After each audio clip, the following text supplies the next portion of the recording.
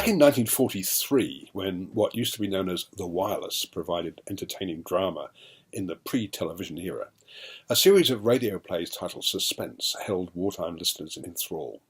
One of these was Lucille Fletcher's 20-minute classic Sorry Wrong Number, in which Agnes Moorehead played a woman who overhears a cross line involving a murder plot and then makes numerous phone calls as she seeks help. Orson Welles called it the greatest radio script ever written.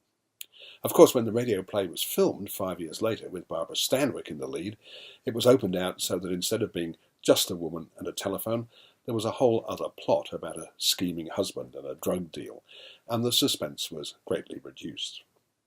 I mention all this only because The Guilty, a new Danish film by director Gustav Møller, who collaborated on the screenplay with Emil Nygaard Albertsen, returns to the stark essence of Lucille Fletcher's original concept. This is a movie about a guy and a telephone.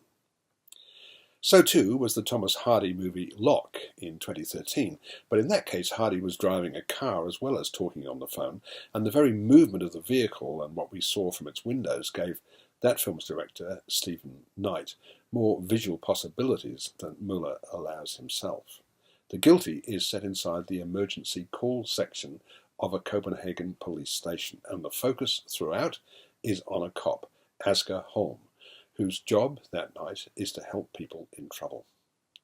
Right from the start of this briskly paced thriller, we realise that Asger has been assigned to this less than prestigious position because of something he's done that he shouldn't have.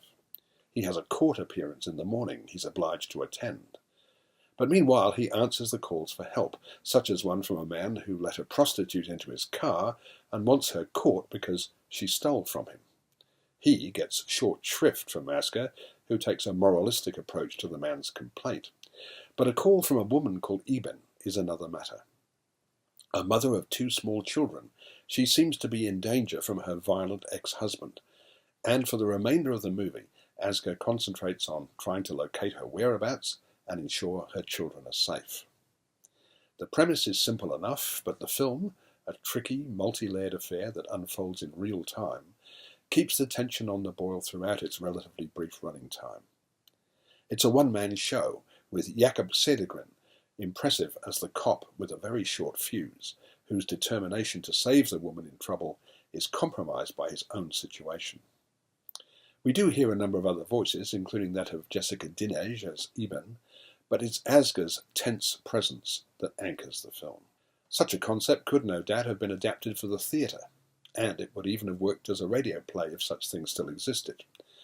Yet it makes for a very compelling, tense, and skillfully made evening in the cinema. It's pretty terrific. I'm giving it 4 stars.